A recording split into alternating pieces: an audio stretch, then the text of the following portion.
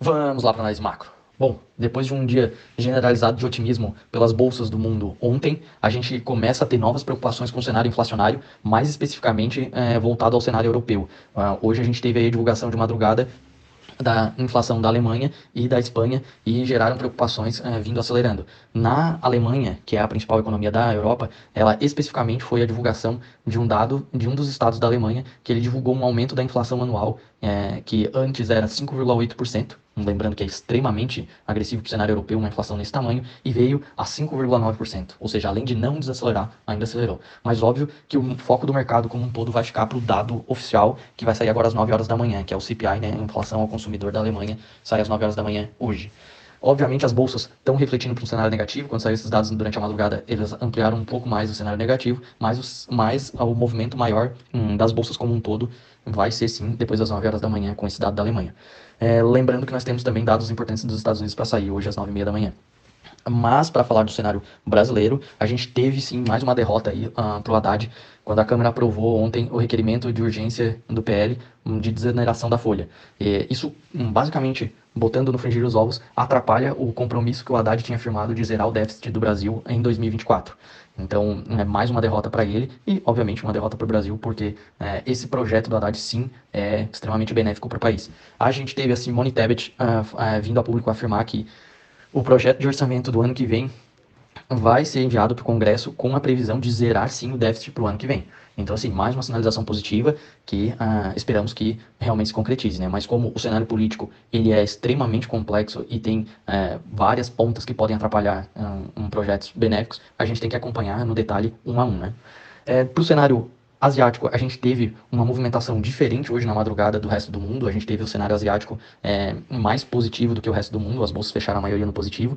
Por questões, obviamente, de reflexo do cenário positivo ontem durante o dia, porque a Ásia ela fica fechada durante o nosso dia aqui e abre durante a madrugada, então ela refletiu sim essa positividade hoje de madrugada, mas também tivemos notícias importantes e benéficas para o cenário chinês. A gente teve ontem hoje de madrugada, perdão, uma cidade portuária da China, ela foi a primeira a divulgar o relaxamento de restrições para financiamentos imobiliários por lá, extremamente benéfico. A gente também teve a PetroChina, que é a empresa mais relevante de petróleo por lá, apresentando um recorde de lucro nesse primeiro semestre. Ela lucrou 85 bilhões de yuans, ela bateu o recorde dela histórico que tinha sido no ano passado, mesmo com a desaceleração da China nesse primeiro semestre. Então é bem importante, ela compensou tudo isso com produção. Basicamente ela produziu mais. A gente tem alguns fatos que não fazem muito preço, mas são relativamente importantes para ficar de olho. Tivemos um lançamento misterioso da Huawei, que é um celular, um smartphone de $900, que especula-se que talvez tenha conseguido atingir a capacidade do 5G.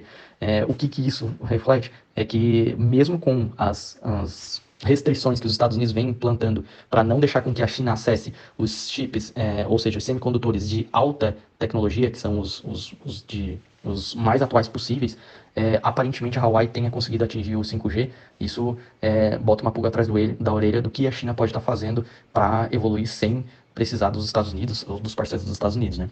A gente teve outro fato relevante que foi a Country Garden, que é aquela incorporadora chinesa, ela planeja emitir 34 milhões em ações para pagar alguns empréstimos dela. Isso, obviamente, volta para aquela novela lá de quebras e inadimplências de incorporadoras que ainda assombra o cenário chinês, mas não fez preço no mercado hoje. Para o cenário americano, a gente tem sim hoje dados extremamente importantes. Vão sair hoje o PIB americano e o ADP, que é basicamente o dado de emprego, é uma prévia do payroll, que é o principal dado de emprego americano e um dos principais dados econômicos do mundo, que afetam todas as bolsas do mundo. E também a gente vai ter aí, agora de manhã estamos tendo aí uma realização, uma leve realização do otimismo de ontem, né? Ontem nós tivemos um otimismo generalizado nas bolsas, porque aqueles dados que eu falei que iriam sair às 9h30 da manhã, que eram os dados de empregos de JOLTS e às 11 horas da manhã, perdão, saíram, foram os dados de empregos de JOLTS e a confiança do consumidor, eles vieram abaixo do esperado. Isso, obviamente, seria ruim, né, para um momento econômico comum, mas ele é visto como positivo, porque se nós temos menos empregos gerados nos Estados Unidos, nós teremos menos pessoas empregadas, menos pessoas recebendo, se menos pessoas recebem, menos pessoas consomem, o que gera uma pressão desinflacionária para a economia americana. Do mesmo jeito, a confiança do consumidor, que é como os consumidores estão se sentindo para consumir mais, veio meio também desacelerando. Isso tudo gera uma pressão desinflacionária, o que facilita o trabalho do Banco Central americano, que é o Fed, nas próximas decisões aí, e o que aumenta as apostas para que nós tenhamos, sim, uma pausa definitiva de aumento de juros pelos Estados Unidos, né? O que é relativamente positivo para todas as economias do mundo e, inclusive, aqui para o Brasil. Então é isso, para o cenário de hoje nós temos, sim, um cenário aí, a princípio, aqui no Brasil, mais positivo do que negativo, mas o que vai dar o direcional para as bolsas do Brasil e do mundo vão ser, sim, os dados americanos que vão sair agora às 9h30 da manhã. Então é isso.